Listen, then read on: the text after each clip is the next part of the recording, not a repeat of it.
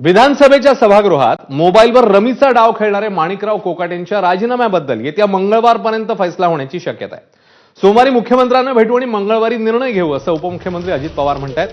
कोकाटेंच्या राजीनाम्याबाबत राष्ट्रवादीमध्ये दोन मतप्रवाह आहेत असं समजतंय। कोकाटेंचा राजीनामा घेतला नाही तर आगामी स्थानिक स्वराज्य संस्थांच्या निवडणुकीत अडचणी निर्माण होण्याची शक्यता एका गटाला वाटते, तर 4 वेळा आमदार राहिलेले कोकाटे अनुभवी आणि वरिष्ठ नेते आहेत, त्यामुळे त्यांचा राजीनामा नको असा दुसरा मतप्रवाह आहे। दरम्यान छावा संघटनेचे प्रतिष्ठाध्यक्ष विजयकुमार घाटगे यांनी दुपारी अजित पवारांची भेट घेत माणिकराव कोकाटे यांच्या राजीनाम्याचीच मागणी केली आहे। तर पण काही त्यांनी गोष्टी मला बोलून दाखवल्या। मी त्यांना म्हणलं की मी त्याच्या संदर्भातले जे काही असेल ते मंगळवारपर्यंत त्याबद्दलचं निर्णय घ्यायचा आहे, कारण मुख्यमंत्री आज देखील दिल्लीतच आहेत।